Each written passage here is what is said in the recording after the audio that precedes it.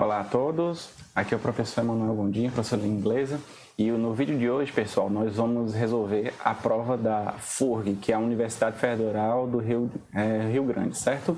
É o Instituto de Letras e Artes e Núcleo de Estudos em Língua e Literatura Inglesa, certo? Pessoal, essa prova, como diferencial, assim, em comparação com as outras que eu já resolvi com vocês, né? A pontuação dela, lógico, é a mesma, né? Ela começa com a pontuação máxima de 100 pontos, né? Você tem que, lembrando que você tem que tirar no mínimo 7, certo? E uma outra coisa que eu queria mencionar é porque, diferente das outras, ela tem exatamente 10 questões. Embora a divisão seja 7 questões de múltipla escolha e 3 questões abertas, e somente as questões abertas elas tenham colocado, no caso assim, a pessoa que elaborou tenha tido a preocupação em colocar a pontuação, no caso da questão 8, 9 e 10, ela tem do lado dizendo assim a pontuação, ou seja, 1 ponto. Então eu acredito que cada questão vai valer exatamente 1 ponto, certo? Mas vamos lá. Uma coisa que eu queria colocar aqui para vocês, rapidinho, é o seguinte. Um diferencial também em relação às outras provas é que esta prova, ela tem, no caso assim, as regras, né, no caso as normas, muito bem delimitadas. Eu até já li para vocês, mencionei, né, a questão da importância de você saber, você conhecer as normas da prova justamente para evitar desrespeitar qualquer uma e aí evitar também uma possível penalização, no caso, você perder um pouco da pontuação. Então vamos lá. Aqui você tem logo o cabeçalho bem básico, né, que é importante você preencher, nome completo. Lembrando, se aqui tem dizendo nome completo, então não coloque abreviações, certo? Coloque seu nome completo, certo? Aqui o número da carteira de identidade. Por que isso? Porque é para evitar que outra pessoa vá fazer a prova, até porque você tem que deixar um documento lá. Aqui, no caso, o curso de pós-graduação para o qual o candidato, né? Por exemplo, você vai colocar para que curso? É para educação física? É para letras? Né? Porque é muito importante a gente lembrar que essa prova ela pode ser utilizada para qualquer curso de pós-graduação, no caso, qualquer área. Não interessa se você é ou não é da área de letras, entendeu? Você tem que fazer essa prova de proficiência em língua estrangeira. E aqui a opção, no caso, mestrado ou doutorado. Tem as duas opções. E aqui a instituição, no caso, aonde você está, a faculdade, a universidade que você terminou com o seu curso, no caso, seu ensino superior. Outra coisa, o tempo de realização da prova, ele é proporcional. Esse cálculo eles fazem baseado na quantidade de questões. Então, é lógico que uma prova que tem menos questões, eles vão colocar menos tempo, né? Aqui, para 10 questões, lembrando, 7 de múltipla escolha e 3 abertas, eles acharam interessante colocar 2 horas e 30 minutos. É um tempo bem razoável, pessoal. O prazo máximo para a entrega dos resultados, né? No caso aqui tem a data, né? No caso é o ano 2012, né? Então aqui é 9 de julho. Então quer dizer, aqui foi o prazo que eles estipularam para você colocar, aliás, para eles divulgarem o resultado. Lembrando, pessoal, que podem acontecer atrasos, é lógico, né? A instituição, ela pode ter algum problema, alguma coisa do tipo, até porque depende da quantidade de pessoas, né? Que fizeram essa prova, mas eles podem sim colocar um prazo maior, certo? E aqui a nota final. Agora vamos para as normas, né? Muita atenção, pessoal, nessas normas, porque como eu mencionei anteriormente, essa prova ela tem alguns diferenciais. Vamos lá. Aqui diz, leia atentamente o texto. Aqui tem o título do texto, ele já colocou, Our Friends and the South, né? No caso a tradução seria Nossos Amigos do Sul, e responda as questões propostas. Pronto, muito bem. Verifique se este caderno contém as 10 questões. Pessoal, isso é muito importante. Isso é uma coisa que aparece até quando você vai fazer um vestibular bem básico, né? Por exemplo, se você recebe uma prova e você sabe a quantidade de questões que ela vai ter, então é bom você pegar a sua prova. Logicamente, você só vai poder abrir ela quando o fiscal permitir, né? Mas a primeira coisa que você faz é verificar se realmente ela está completa, ou seja, se ela tem todas as folhas, se nessas folhas tem alguma coisa rasurada, se tem aqui, por exemplo, a quantidade de questões que a prova está estipulando, entendeu? Porque se faltar qualquer coisa, você tem que avisar logo. Não adianta, por exemplo, você começar a resolver a prova, aí você olha, eita, a minha prova tem até a questão número 8. E agora o que eu faço? Agora eu vou reclamar. Não adianta mais. Infelizmente não vai adiantar mais nada você reclamar. Por quê? Porque eles dizem isso, que você tem o direito de fazer qualquer tipo de observação ou intervenção, mas é no início. A partir do momento que o fiscal ele declara que você pode, no caso, começar a responder, né? Você tem o quê? Um prazo mais ou menos de 5 a 10 minutos para você verificar se tem algum erro. Se você estipular ultrapassar esse prazo, o que vai acontecer? Ele vai dizer, não, infelizmente você não avisou logo, a gente não pode mais trocar a prova, e aí você vai ter que ficar com quantidade de pontuação subtraída da pontuação total, entendeu? Então vamos lá. Agora a gente vai para as normas. Muita atenção agora. Vou colocar aqui, ó. Eu até separei algumas, né, para a gente debater bastante. Diz o seguinte, ó. A primeira, as respostas devem ser escritas, no caso, em língua portuguesa. Aí é que ele colocou um pequeno parêntese, exceto, no caso, ó, vou até colocar aqui, ó, é importante a gente ver logo isso. Vou colocar logo aqui, destacar para vocês.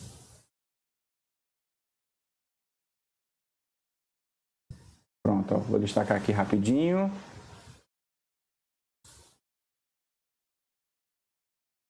Pronto. Você vai dizer, mas não, por que você está fazendo isso? Olha só, pessoal, exceto se houver indicação contrária. Eu digo isso por quê? Porque ele já colocou aqui, ó, declarou bem abertamente, logo na primeira norma, que é para você responder em português. Então, se a prova está dizendo isso, não responda em inglês, a menos que exija alguma especificidade na questão. Por exemplo, assim como o elaborador ele pode colocar um texto ou um parágrafo que seja em inglês e pedir para você traduzir para o português, ele também pode colocar o contrário. Ele pode colocar, por exemplo, um parágrafozinho, um textozinho bem pequeno, talvez até uma expressão, né? E, no caso, em português e pedir para você traduzir para o inglês. Ele pode fazer isso, entendeu? Então, esse caso aí seria o quê? Seria uma especificidade. Então, se acontecer, é lógico que você vai ter que fazer, no caso, assim, fazer a inversão do português para o inglês, mas caso não exista nenhuma especificidade na questão, todas as respostas têm que ser respondidas em português, ok? Então, deixa isso bem claro. Uma outra coisa, ó. As respostas finais devem ser feitas no caderno e a caneta azul ou preta. Eu não vou destacar isso, pessoal, porque acho que todo mundo já sabe, né? Isso já é uma coisa assim que já foi debatido, né? Não é novidade nenhuma. A única coisa que eu gosto de ressaltar é o seguinte, que não é bom você levar no dia da prova para responder a caneta porosa. Digamos assim, você vai utilizar azul ou preta, mas tem que ser a esferográfica. E outra coisa, não adianta você dizer assim, mano, eu vou levar as duas. Não, faça o seguinte, eu aconselho você a levar várias canetas, de pelo menos umas duas, né, da mesma cor. Não adianta você levar um azul ou preto, porque se por acaso você começou a responder de azul e ela começar a falhar, alguma cor do tipo, né, e você continuar com a preta, a pessoa vai achar o quê? Desorganizado, né? Não estou dizendo que ele vai inviabilizar, mas isso depende muito da opinião do elaborador, no caso do corretor, certo? Então, cuidado. Traduções literais devem ser evitadas. Pessoal, eu queria deixar até aqui, ó, isso aqui muito bem destacado. Vou colocar aqui, ó, colocar aqui até de vermelho. Aliás, vou colocar aqui essa partezinha aqui, ó, bem destacada. Por quê? Porque as pessoas têm essa mania até hoje de quê, ó? Pronto.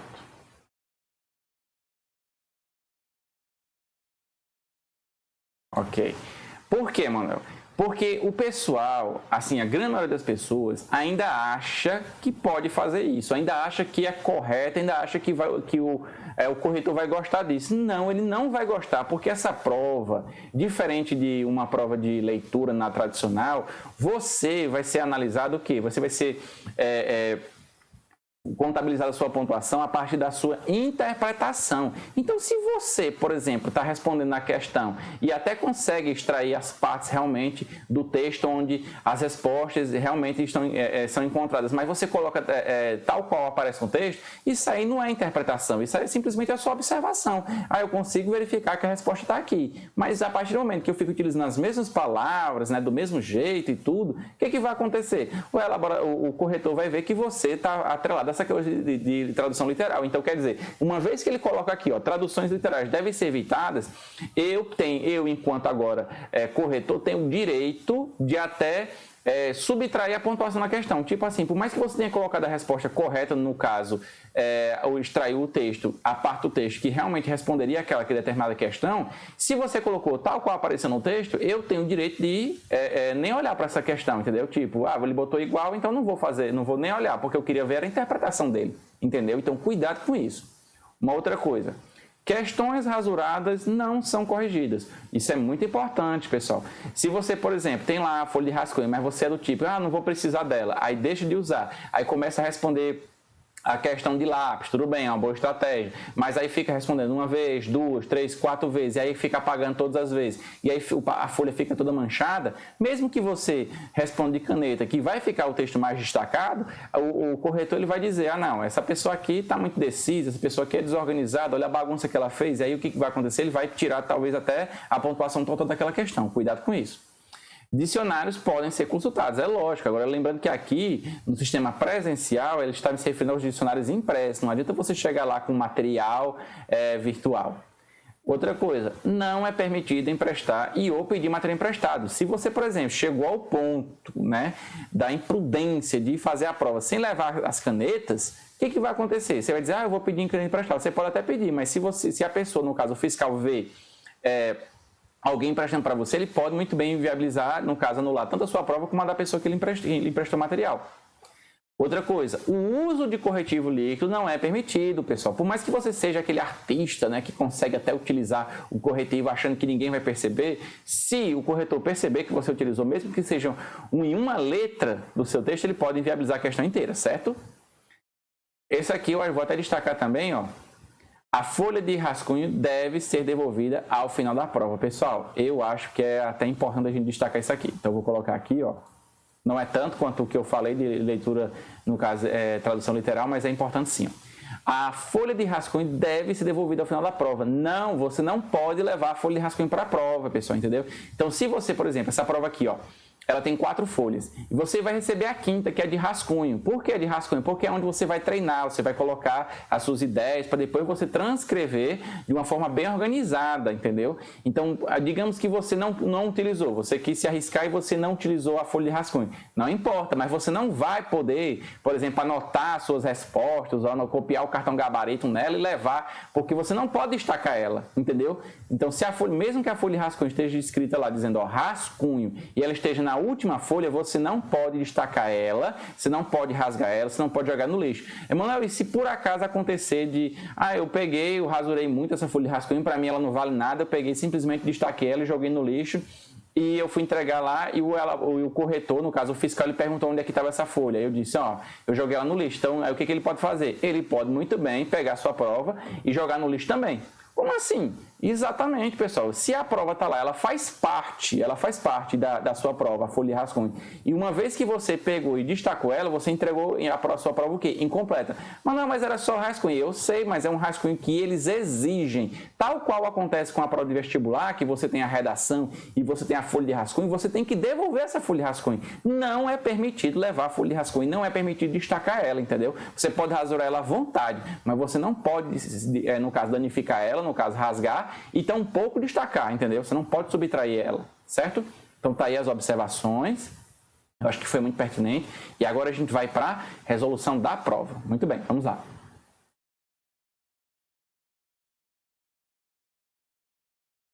Aqui, ó, você vê que é um texto até, não vou dizer grande nem pequeno, de tamanho médio, ó, 45 linhas, você vê até que cabe numa folha inteira, né? E vamos lá então, aqui para a tradução. Eu vou traduzir com vocês, pessoal, de uma forma bem simples, né? Até porque tem muita coisa aqui que você vai dizer, mano, é um conteúdo muito político, tal qual apareceu na outra resolução do outro vídeo, né? Não, ele não chega a ser tão político quanto o outro, mas ele trabalha sim em questões políticas, né? Mas vamos lá então. Vou começar aqui pelo título, ó. Nossos amigos do Sul, certo? Our friends and South. Vou traduzir de uma forma bem, assim, não vou dizer literal, de uma forma que eu adaptei, e eu espero que você entenda. Lembrando que se por acaso você traduzir de uma forma diferente quando você for fazer, ou então não concordar com alguma coisa, é importante que você deixe nos seus comentários. E outra coisa, pessoal, antes de eu começar a corrigir, aliás, retraduzir o texto, eu queria pedir para vocês deixarem os comentários, porque é muito importante, né? Às vezes a pessoa diz, não, eu não vou comentar nada porque eu sei que um dia ele vai falar sobre isso. Pode ser até que um dia eu fale sobre isso, aliás, eu tire a sua dúvida. Mas daqui que chega esse dia, talvez a sua prova, o dia da sua prova ela esteja chegando e aí eu não vá poder lhe ajudar. Então, o meu intuito aqui é sempre o quê? Ajudar. Então, se você puder, além de deixar o like, além de você dizer que gostou, você fazer também alguma crítica e deixar algum comentário, a gente agradece muito, certo? Então vamos lá. Primeiro de tudo, ó, você vê aqui o Brasil, ele até destacou bastante, né? Vamos lá então. O Brasil provavelmente nunca foi mais importante, né? Ou então nunca teve tão alto assim com a América. E lembrando que ele fala América, ele não está falando ao continente, ele está se referindo ao quê? Aos Estados Unidos. Então, nesse caso aqui, a América seria um sinônimo para Estados Unidos. Então, mais uma vez, o Brasil provavelmente nunca foi mais importante para a América do que agora, certo? Vamos lá, então. Aí a América, ou então, se quiser, os Estados Unidos, provavelmente, né? Nunca teve menos importância, a América nunca teve menos importância para o Brasil. Você vê aí a contradição, né? Você vê que um é muito importante para o outro e o outro não é tão importante assim. Não que as relações entre os dois sejam ruins, certo? Entre os dois países. Não está dizendo que a relação entre os dois seja ruins. Pelo menos no caso entre esses 2 séculos, no caso dos últimos 200 anos. Longe disso, ou seja, ele está querendo dizer, far from it. Ele está querendo dizer o quê? Longe disso quer dizer que o quê? Que as relações são boas, né? Tem algumas polêmicas aqui e ali, mas ainda, no geral elas são boas. Vamos lá. Elas são cada vez mais cordiais e produtivas. Perfeito. Mas, ou seja, aqui é uma conjunção adversativa, ou seja, ele está falando aqui uma coisa e aqui ele vai falar alguma coisa que é contrária, né? Ou seja, ele acabou de dizer aqui que as relações são cordiais e produtivas, mas a América ou os Estados Unidos, finalmente, e aqui ele coloca essa outra palavrinha aqui, é um aposto, né?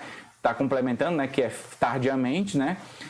No caso dos Estados Unidos, eles acordaram, né? Para o fato de que existe um vasto e estável país, tanto no sul quanto no norte. Ou seja, está falando no norte, Estados Unidos, e agora o sul, Brasil.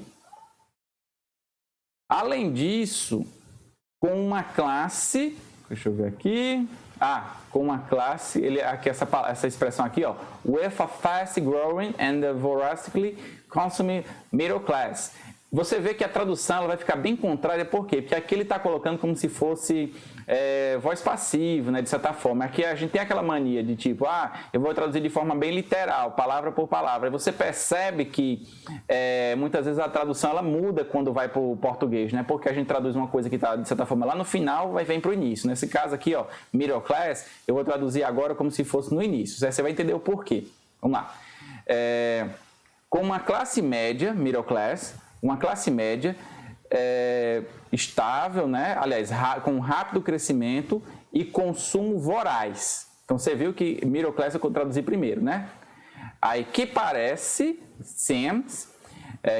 oferecer a salvação para os negócios americanos, no caso, o negócio no sentido de empresas americanas, que estão lutando em um mercado doméstico. Aí ele coloca aqui, o mercado doméstico moribundo. Moribundo no sentido de dizer assim, que está muito fraco, certo? Não precisa traduzir ao pé da letra. Você poderia traduzir moribundo, aqui no caso, ao invés de ser tradução literal moribundo, você poderia traduzir para fraco. Fraco quer dizer o quê? Que não tem tanta força. O Brasil, lembrando que aqui você viu que ele não colocou o artigo, né? O artigo D, o artigo definido D. Por quê? Porque as pessoas até me perguntam por isso, no caso isso, né? Por que em Estados Unidos em inglês eu coloco D? Eu coloco D, tem bem aqui, Vou até fazer essa intervenção aqui agora, Destacar aqui. Pronto, tá aqui, The United States. Em compensação, Brasil não tem o D, né? Você viu que eu traduzi para Brasil, mas eu não coloco nesse caso, por quê? Vou explicar o porquê agora.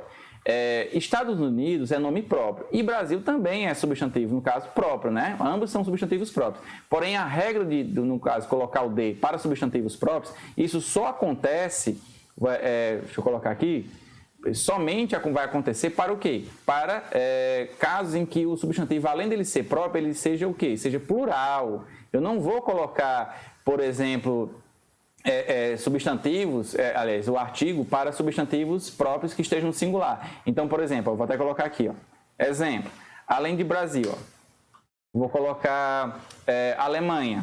Eu digo assim, em português, a Alemanha. Tá aqui, né? A Alemanha. Aí eu pego e vou fazer o quê? Aí eu vou dizer the Germany. Não vou colocar the Germany, eu vou colocar simplesmente Germany.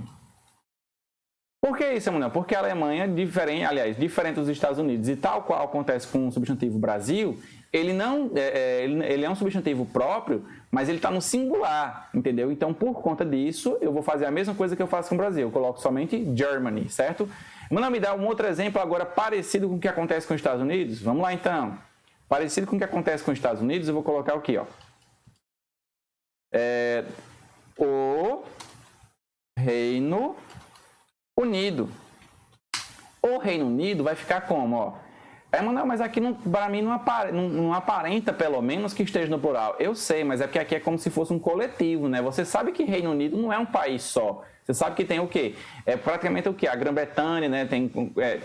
Engloba a Inglaterra e outros países, né? País de Gales. Então, quer dizer o que acontece? Isso aí não é plural a nível de você dizer assim, o ou a, mas é plural a nível de coletividade. Então, você sabe que é mais do que um país. Então, se é mais do que um país, é o quê? É plural. Então, nesse caso, também eu vou colocar o quê?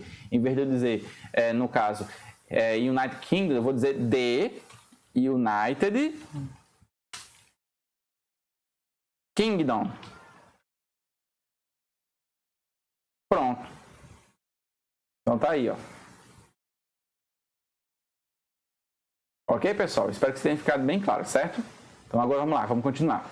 O Brasil, no caso, enquanto isso, né, não precisa de quê? Essa palavrinha aqui, ó, significa empréstimos, né?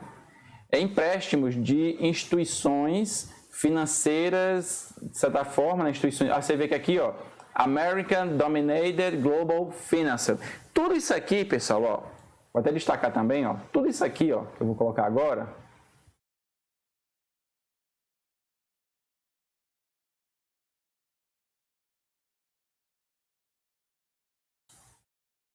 Isso. Tudo isso aqui, ó, American Dominated Global Finance, vem antes de institution, que é o quê? Instituição. Então, institution, que é no caso instituição em português, significa o quê? Aliás, qual é a classe gramatical?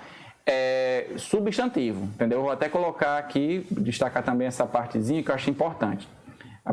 Essa observaçãozinha. Deixa eu colocar aqui, vou até colocar de... deixa eu ver aqui, para não ficar muito... Ok, vamos lá então. Observação, vou botar aqui uma regrazinha, certo? Bem básica. Não precisa você copiar porque é uma regra muito básica, mas se você nunca não viu ela ou então não viu com tanto destaque, eu aconselho. Todo adjetivo vem antes de qualquer substantivo no inglês. Certo? Todo adjetivo vem antes de qualquer substantivo no inglês, pessoal, entendeu? E outra coisa, vou até botar mais outra observação. Existem até 8 categorias diferentes para os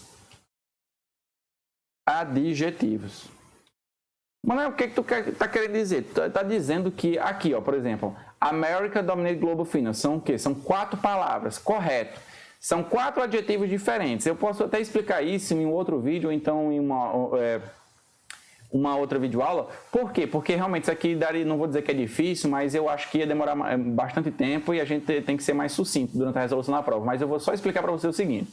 Aqui são 4 adjetivos diferentes, eles ocupam categorias diferentes. É a mesma classe gramatical que é adjetivo, mas até mesmo entre os adjetivos no inglês existe uma diferença de categoria. Então quer dizer o seguinte, eu poderia até ter 8 adjetivos diferentes para o mesmo substantivo. Isso, para uma pessoa que está traduzindo um texto, e principalmente não tem tanto hábito de tradução e interpretação, isso ia ser o quê? Ia ser um pesadelo. Por quê? Porque a pessoa ia ficar, oxente, eu não estou entendendo aqui a minha própria tradução exata, porque você traduzindo está muito atrelado àquela coisa de tradução ao pé da letra. Então, quer dizer, se você estiver traduzindo palavra por palavra, você não vai encontrar a ordem nunca, porque você está querendo que a sintaxe do inglês seja parecida com a do inglês, aliás, do português, e não é, certo? No português, tanto faz você colocar o adjetivo Antes ou depois, você pode dizer bela bolsa, como pode dizer bolsa bela. Aqui não, aqui você sempre vai colocar o adjetivo antes do substantivo, e não importa quantos adjetivos sejam. Se todos eles for referente ao mesmo substantivo, todos eles vêm antes. Então aqui, ó, você vai começar a traduzir para institution e vai ficar o quê? Ó? Instituições financeiras globais dominadas pelos americanos, ou então pela América, ou então pelos Estados Unidos. Então você viu, ó, ficou o quê? Ó? Tudo ao contrário. Então, se você fizer o serviço, no caso, a linha natural, que é daqui para cá, no caso, da esquerda para a direita, você vai perder muito tempo. Cuidado com isso, certo? Isso aí é outra dica, na minha opinião, muito importante. Vamos continuar. Aí aqui, instituições dominadas pelos americanos, né? Aí aqui ele coloca, ó, nem está em dívida com o país. Ou seja, o Brasil, de certa forma, assim, não tem uma dívida grande, né, nos Estados Unidos, né? E aí ele coloca um fato muito importante, ó. Os Estados Unidos não são nem mesmo seu maior parceiro mundial em questão de comércio, né? Aí ele complementa, ó, a China ocupou esse lugar em 2009. Importante, né, pessoal? Por exemplo, ó, você está dizendo o seguinte, ó, antes até, de certa forma, os Estados Unidos tinham um comércio maior, a questão com o Brasil, né? Hoje não estou dizendo que ele não tenha, mas quem ocupa esse lugar realmente hoje é o quê? A China. Então essa aí já foi a tradução do primeiro parágrafo, né? Acho muito importante. Vamos continuar então. Uma relação, ou aqui você pode traduzir para relacionamento, mas eu acho que ficaria melhor nesse caso aqui, como é uma coisa mais política, né, botar relação. Mas se quiser colocar relacionamento em relationship, também não tem problema não. Uma relação mais equilibrada pode ser mais frutífera também, ou então traduzir mais frutos, né? Desde, no caso, a visita de Barack Obama, no caso, nesse período, quem era o presidente lá era Barack Obama, né? Ao Rio de Janeiro e a Brasília, né? Aí quando foi isso? No último ano, né? Aí a América tem encantado o Brasil com a remoção, né, das tarifas de importação do seu etanol, beleza, combustível, né, no caso, e dirigindo um esquema para tornar mais fácil para os brasileiros, né? As pessoas até me perguntam isso também, mas não é porque que nacionalidade no inglês tem que também vir com a letra maiúscula. É diferente do português, pessoal. No português, a sintaxe do português diz o seguinte, só os países você precisa colocar a letra maiúscula, né? No inglês não, no inglês ele manda você colocar tanto letra maiúscula nos países como também nas nacionalidades. Então, no caso, Brazilian tem letra maiúscula e Brasil também tem letra maiúscula, certo? Continuando. Aí ele coloca aqui, etanol, né? Aí no caso, brasileiros obterem, no caso aqui ele coloca visas. Visas aqui é como se fosse vistos, viu? Vistos, no caso assim, que é a questão de você poder viajar, transitar entre países diferentes, ou seja, viagens internacionais. Aí ele coloca aqui, ó, um pequeno aposto, too long standing boogers. Essa palavrinha aqui eu vou até destacar também, ó. Vou até destacar com outra cor. Por quê? Por quê? Essa palavrinha aqui, pessoal, booger, se você for traduzir, ela não vai ter tradução assim, principalmente ao pé da letra. Você pode até tentar interpretar. Porque isso aqui, ó, ele tem mais significado a nível, por exemplo, de literatura de fábula, né? Por exemplo, você encontrar aqueles filmes, né? Por exemplo, O Senhor dos Anéis e tudo, que são o quê? São tidos como monstros, né? Que, de certa forma, têm um poder muito grande, que são difíceis de derrotar. Aqui ele colocou essa palavra simplesmente para reforçar que é um visto muito longo, né? Tipo assim, um visto que você vai poder passar, não vou dizer tempo indeterminado, mas que de certa forma vai ajudar bastante. Então quer dizer, quando você diz assim, ó, too long standing boogers, está querendo dizer o quê? Ó? 2 boogers de longa data, 2 vistos de data muito longa. Então só isso, viu? Mas não vai procurar tradução literal para isso aqui não, nem é uma palavra tão importante assim. Aí ele coloca aqui, ó, a presidente, né, do Brasil, nessa época, Dilma Rousseff, né, coloca o quê? Ó? Ela fez o seguinte, a seguinte declaração, fará uma visita, né, ou então retornará, né, para Washington na próxima semana. Está vindo essa semana, no caso, ou então na próxima semana. E ainda há muito o que falar, ainda há muito o que discutir.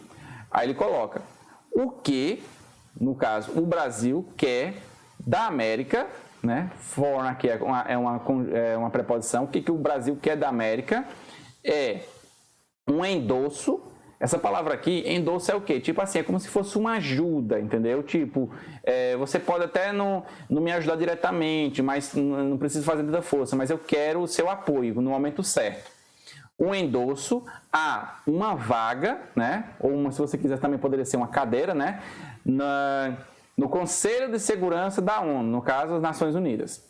Aí aqui esse fato é muito importante, eu vou até destacar também, ó. Vou colocar aqui. Pronto. Perfeito. Olha só essa parte aqui que eu vou destacar, pessoal. Depois eu digo por que é tão importante. Aí essa aqui, ó. Britain.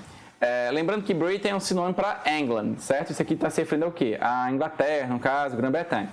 A Grã-Bretanha, ela já apoiou, né? Já apoiou a sua oferta. Tipo, a gente já tem, de certa forma, nesse período aqui, o Brasil já tinha o apoio da Inglaterra, da Grã-Bretanha, né?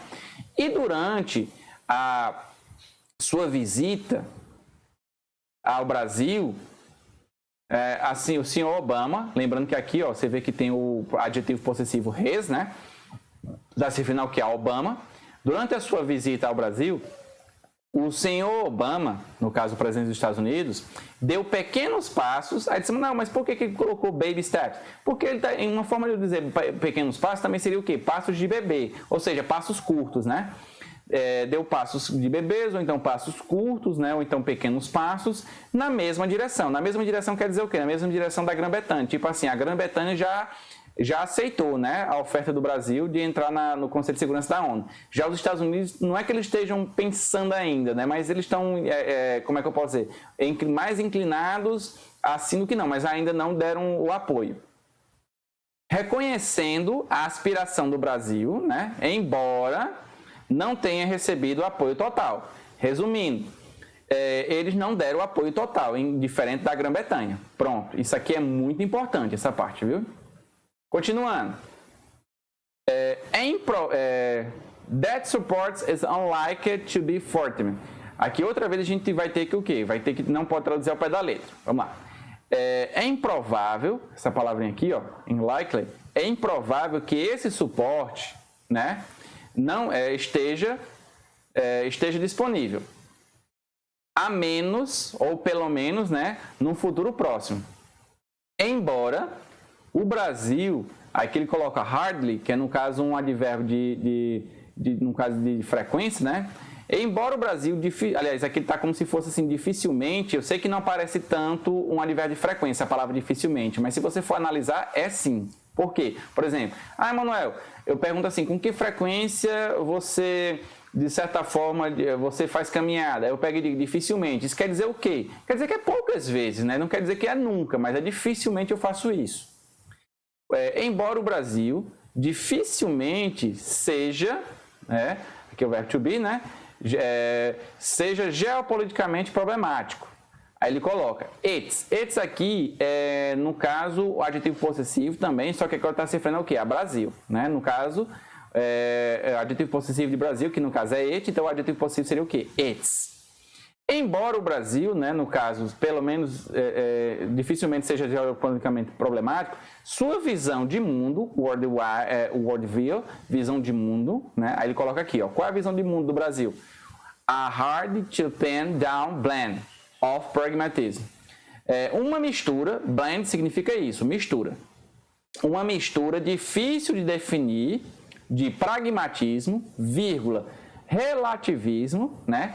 E uma disposição, no caso, uma disposição aparentemente indiscriminada, indiscriminate, ó, você vê aqui, ó, de ser amigo de everyone, é a mesma coisa que everybody, de todo mundo. Essa é a descrição do Brasil, no caso. Não é atraente, no caso, ele diz, mas eu não estou vendo a palavra não aqui. Exato. Não. Por que não tem a palavra not e você traduziu como se fosse não? Porque por mais que não tenha a palavra not, pessoal, tem esse prefixo aqui, ó, esse an. Vou até colocar aqui, ó, destacar ele. Vou colocar aqui de rosa. O porquê, mano, você está fazendo isso? Ó, pronto. Esse prefixo aqui, pessoal, onde você analisar, é lógico que tem algumas ressalvas, né? Por exemplo, a gente tem algumas palavras que começam com o N, mas não quer dizer que aí seja o prefixo an. Vou dar um exemplo já, mas onde você encontrar o prefixo an, significa o quê? Significa não. Ou então, em alguns casos, in, né? Mas alguma coisa que seja negativa. Vou colocar aqui um exemplo bem rapidinho, para ajudar. Diz assim, Vou tacar aqui, vou botar de preto mesmo, né? Para ficar melhor. Exemplo. Diz assim, tem a palavra happy, né? Happy, que todo mundo conhece como se fosse o quê? Feliz. Perfeito. Porém, eu também posso colocar o quê? Unhappy. Que nesse caso vai significar o quê? Infeliz. Tá aí. Perfeito. Agora, Emanuel, me dá, por exemplo, me dá um exemplo de uma palavra que tem o UN, mas não é o prefixo no caso negativo? Simples. Uncle. Uncle, né? Significa o quê, Tio. Ou seja, membro da família, certo? Então, quer dizer, isso não é uma regra, pessoal, entendeu? O que eu quero dizer é o seguinte, se essa palavra for um adjetivo a que você estiver se referindo e tiver o an, com certeza vai ser uma palavra que vai ter um sentido negativo, como por exemplo assim, believable, uma coisa que é fácil de acreditar. Se eu colocar unbelievable, vai significar o quê? Inacreditável. Entendeu? Então, cuidado para você não ficar achando, ele falou que toda vez que tiver o N. Não, eu não falei isso. Então, se alguém disse isso, também é mentira. Essa regra só vale para adjetivo, entendeu? Ela não vale para outras classes gramaticais, certo? Então, não vá pensando que toda vez que aparecer o N vai ser uma palavra com sentido negativo. Então, aqui no caso, está se referindo ao quê? Uma mistura de relativismo, né? Aí ele coloca, não é atraente. Não é atraente quer dizer o quê? Não é atraente no sentido de dizer aqui. Eu posso colocar, por exemplo, transformar a palavra atraente com sentido negativo, não ia ficar muito legal no português, né? Eu não posso dizer atraente de forma negativa. Vou dizer o quê? Não é atraente. Então, por mais que não tenha aqui a palavra negativa, a partícula negativa não, eu sou obrigado a colocar porque tem o prefixo aqui na frente, certo? Então, é por conta disso que eu falei não é atraente. Então, vamos lá, continuar. Não é atraente para quem? Estados Unidos. Você viu que agora ele trocou, né? Ele sempre ficava dizendo América, agora ele colocou United States. Pronto. Continuando. The previous present. Previous present quer dizer o quê, pessoal? Anterior, entendeu? No caso, o presidente anterior, ele está se referindo a quem, Quem veio antes de Dilma foi quem? Luiz Inácio Lula da Silva, né? O presidente anterior, Lula, né? Como a gente conhece, ele era o quê? Ele era flexível demais, né? Para ser, aí ele coloca my man. My man é como se fosse assim, um termo que ele utiliza assim, para aquela pessoa que ele faz muito favor, então que lhe ajuda quando você precisa, né? Eu não estou dizendo a você que ele está querendo dizer com isso que Lula, nesse caso aqui, era um empregado, então fazia tudo o que ele queria. Não, de forma alguma, é só um termo mais afetivo, entendeu? Era o meu homem, né? Para Barack Obama. E our brother, nosso irmão, outra forma de dizer também, que é uma pessoa que ele, de certa forma, quando você pode contar, ele ajuda, né? Para Fidel Castro. Pronto. Só quer dizer isso. Aí ele continua aqui, Em 2010, Lula fez o quê, Lula, ele arriscou aqui uma expressão, stick his neck, no caso, arriscar o pescoço. O que é arriscar o pescoço? É tipo assim, quase se meter em problema, ou então se meter em problema de forma literal, né? Quando ele fez o quê? Quando ele tentando co-intermediar, né, co-broker, co-intermediar com a Turquia, né? Aí intermediar a Turquia o quê? Aí ele coloca um acordo. Você vê agreement aqui, um acordo de quê? De antiproliferação com o presidente do Irã, que era o quê? Mahmoud. Eu não vou nem tentar ler esse nome aqui, porque nem acho que é importante. Que enfureceu os países. Enfureceu, no caso, países muito importantes para o Brasil, em termos de interesses estratégicos, certo? E deixou o Lula com cara de bobo, né, parecendo bobo, quando o senhor, aí ele coloca aqui o Mahmoud, né, é o mesmo nome, não fez as concessões em retorno que Lula queria. Tipo assim, Lula ajudou o cara, o presidente do Irã, quando ele queria, e ele não fez as concessões em troca, que no caso seria uma troca de favores, né? A senhora Rousseff não, voltou atrás, né, rolled back from, né? Voltou atrás dessa friendship, aqui é como se fosse a palavra amizade, né? Mas reforçou de que o Brasil é o quê? É imprevisível e ingênuo. Aí você vê, ó, essa aqui, de certa forma, foi a opinião dela, né? Lembrando que isso aqui é a opinião dela. Essa parte aqui que ele fala assim, ó, voltou atrás nessa amizade, né? Mas reforçou a impressão de que o Brasil é imprevisível e ingênuo. Isso aqui é uma opinião, beleza. É uma opinião, você viu, ó, vou até destacar aqui. Não, porque está dando tanto destaque nessa parte. Você vai já entender quando a gente for resolver as questões, ó, imprevisível e ingênuo, perfeito. Vamos continuar. O senhor Obama, né, ou então o Obama, se você quiser simplesmente, certamente vai querer, né, saber também o que exatamente o Brasil quer dizer. Means é o verbo significar, mas também nesse caso aqui pode ser o verbo querer dizer. Quando você diz assim, quando alguém faz uma pergunta e você não entende, ou não necessariamente porque não escutou o que a pessoa disse, mas porque não entendeu o que ela quer dizer, você diz, what do you mean? Que significa o quê? O que você quis dizer com isso, entendeu? Então vamos lá, mais uma vez. O que exatamente o Brasil, no caso, quis dizer com sua grande ideia de política externa. Perfeito. Aqui no caso, política externa está no caso assim, a palavra foreign. Quando eu digo, por exemplo, foreign pode ser no caso também estrangeiro ou poderia ser externo nesse caso. Então aqui se ele diz assim, política externa, ele também poderia ser política estrangeira, certo? Isso é para complementar a justificativa da ONU para a intervenção de, no caso, assuntos, né, de outro país. No caso, another country's affairs. Você vê que isso aqui, ó, another country affairs, vou até destacar aqui também, ó, isso aqui é caso genitivo. Então não vá traduzir ao pé da letra aqui não, por quê? Porque ó, esse apóstrofo S aqui, pessoal, não é verbo to be.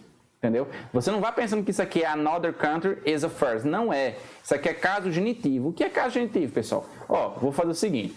Caso genitivo é uma outra forma de no caso assim, alguém escrever ou falar que indique posse, né? Que também pode ser chamado de caso possessivo, de uma forma diferente e que ocupe menos palavras. Entendeu? Então, por exemplo, se eu disser assim, ó, o carro de Pedro, em inglês ficaria o quê? Vou colocar aqui, ó, um textozinho bem básico para explicar.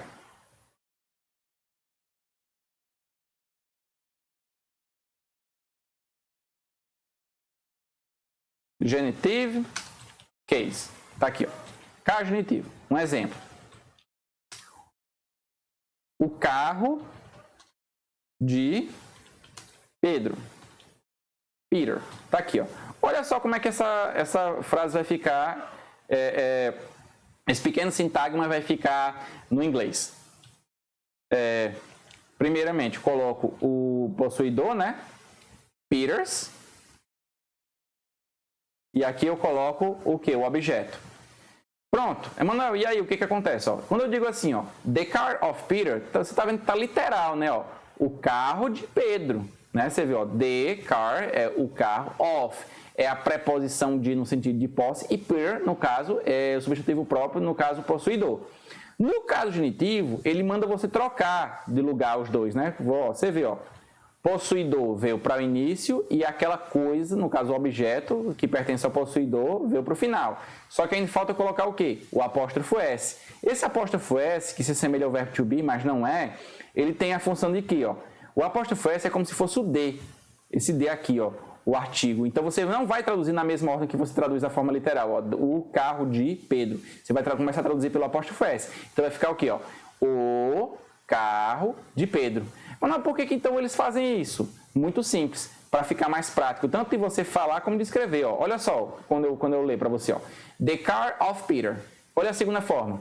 Peter's car. Então, Peter's car é muito mais rápido de você traduzir, não é verdade? Então, agora, ó, vou colocar aqui ó, um segundo exemplo para ficar melhor para você. Você vê que ali ó, tá o exemplo que eu vou... Aliás, eu vou colocar o mesmo exemplo que tem ali ó, no texto. Vou escrever tal qual aparece. Another country affairs. Perfeito. Olha só como essa frase ela vai ficar. Como é que ela ficaria se fosse escrita de forma literal. Vamos lá. Ficaria o quê? The affairs of another country. Mas não, então quer dizer que é a mesma coisa você dizer another country's affairs de você dizer the affairs of another country? É, exatamente, é a mesma coisa. Você vê que a de baixo, a diferença é porque ela fica mais literal, né? Você vê aqui, ó, você vê, quando eu digo assim, ó, the affairs of another country, seria o quê? Qual seria a tradução? Você coloca o quê? Para ficar mais fácil de complementar. A gente vem para cá, ó, do mesmo jeito, que é intervenção, né? Aí você chega na parte, ó, and another country's affair. Significa o quê? De forma, não vou dizer literal, mas se você quiser traduzir de forma literal, não teria problema não. Ficaria como? Ficaria intervenções, né? Ó, as intervenções, ó, de forma literal, de outro país. Então, é isso que significa another country's affair. A mesma coisa que significa the affairs of another country. Então, cuidado, pessoal. Quando você for ler um texto, você não fica achando que toda vez que aparecer o apóstrofo S vai ser verbo to be. Não, pode ser sim, lógico, né? Mas também pode ser caso genitivo. E é importante você saber reconhecer para você fazer a desconstrução para depois poder entender o que significa, certo? Então, aqui, como eu falei, ó, intervenções de um outro país, né? Na questão ele coloca aqui, ó, sob a rúbrica no caso foi o título que deram, né? Responsibility to protect, responsabilidade de proteger. No caso, com responsibility while protecting, responsabilidade ao proteger, né? Ou então enquanto está protegendo. Aí continuando. Depois, né? Ou então após ter entrado, né? Desde que o Brasil tende ou então no caso tem tendência, né? A não apoiar ou então não dar suporte à entrada em primeiro lugar, quando iria querer ver essa nova responsabilidade, né, entrar em ação. Aí ele coloca, mesmo alguns observadores, ou então ainda se você quiser, né, ou então mesmo alguns observadores diplomáticos, né, você vê de novo, ó, diplomático está aqui, ó, e experience and sympathetic está na frente, por quê? Porque isso aqui, de novo, o quê? São dois adjetivos para o mesmo substantivo, no caso. Alguns diplomatas simpáticos e experientes, né? Aliás, observadores diplomáticos simpáticos e experientes em Brasília, né? Dizem que não tem ideia, ou então não tem ideia alguma, da diferença concreta que isso faria no terreno, ou seja, não ia fazer diferença nenhuma. Isso é uma crítica que eles estão fazendo, né? Continuando.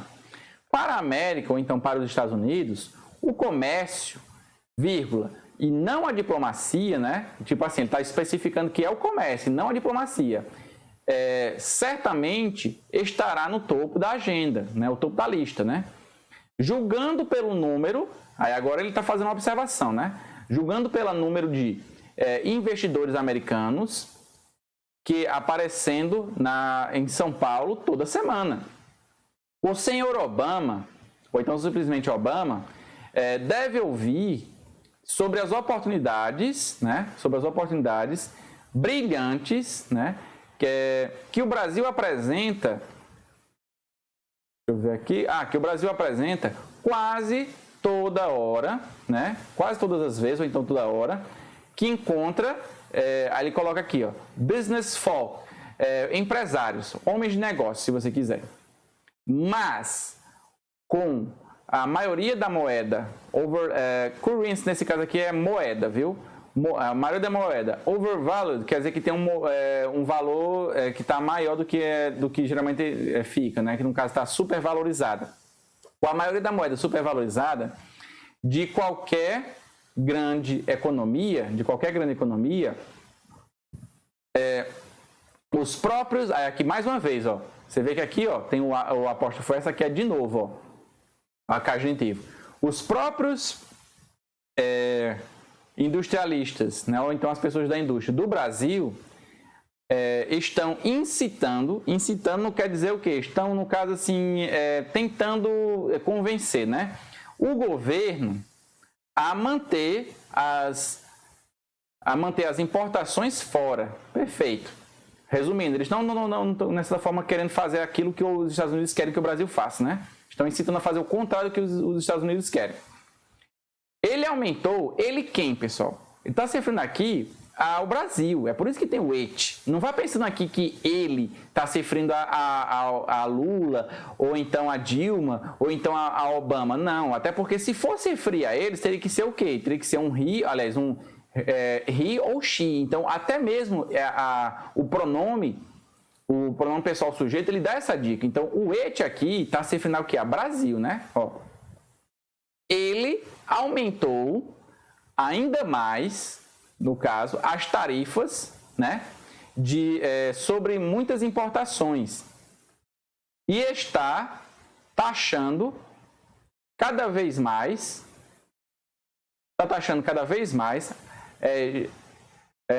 as entradas de moedas estrangeiras, ó, para impedir, ou no caso evitar, né? Impedir e evitar a entrada de especulações. Aí vamos já entender o que é essas especulações, né? O Brasil deixou claro, né? Que somente quer, ou então só quer, investimentos aí ele coloca long terms, no caso, investimentos longos, ou então, se você quiser, de longa duração. Embora eu acho que aqui a palavra longa já diga tudo, né? E só está interessado em negócios estrangeiros, né? Foreign business, se você quiser também poder ser negócios externos, né? Que queiram fazer que seja o que for para que eles, aliás, queiram fazer seja o que for, né? Aqui é a palavra whatever, seja o que for, para querer que o Brasil venda. Perfeito, tá ótimo. Agora vamos para o último parágrafo, no caso desse finalzinho aqui, ó. Se, aqui é uma questão condicional, né? Conjunção condicional, se Obama tentar argumentar por um comércio mais livre, freer, free significa livre, freer no caso a gente ainda não viu isso, né? Mas quem tá achando estranha essa escrita, isso aqui, essas letras no final, no caso o ER, né? Ele faz com que é como se fosse um comparativo de superioridade. Aqui no caso livre vai ficar o quê? Mais livre. Se Obama tentar argumentar por um comércio mais livre, ele receberá pouca atenção. Aí ele coloca ambos quem? Tanto Dilma Rousseff como o ministro, aí ele coloca Finance Minister, é como se fosse ministro das Finanças. Aqui a gente vai ter que adaptar, né? Ministro das Finanças seria o quê? Ministro da Fazenda. Que é quem? No caso, que era quem, né? Guido Mantega, considera, no caso os dois, né? Consideram as enchentes de dinheiro barato injetadas pelo... Aí ele coloca aqui, ó, esse feed aqui, pessoal, vou explicar para vocês. Esse feed, vou até destacar aqui, ó, rapidinho. O feed nada mais é do que o Banco Central norte-americano, tá certo? Destacar aqui rapidinho. Pronto, tá aqui. Então, onde você vê isso aqui, ó, feed, é como se fosse o Banco Central norte-americano. E o Banco Central Europeu, uma distorção, aliás, Banco Central injetadas pelo Banco Central americano e pelo Banco Central Europeu, uma distorção comercial, uma distorção comercial muito pior. As far worse. As far worse aqui é outra forma de comparativo, né? Muito pior do que as barreiras ou bloqueios brasileiros. Que eles chamam, no caso, ambos, eles chamam de... tá aqui.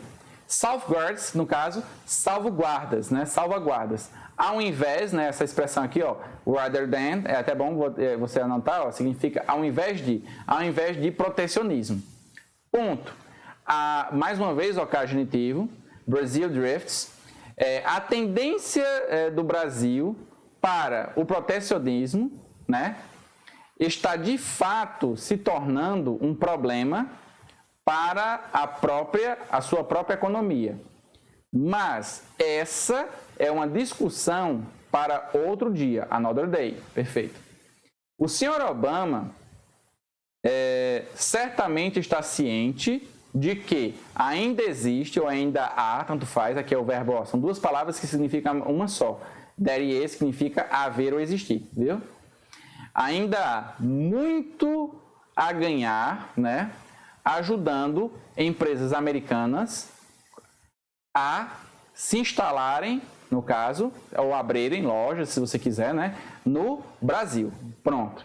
Tá aí, pessoal. Espero que tenha ficado bem claro essas observações. Espero que você tenha entendido a tradução. Você viu que em alguns casos eu adaptei, né? Por exemplo, aqui o caso de ministro das Finanças, eu traduzir para ministro da Fazenda, porque não iria fazer muito sentido para a gente, né, aqui no Brasil.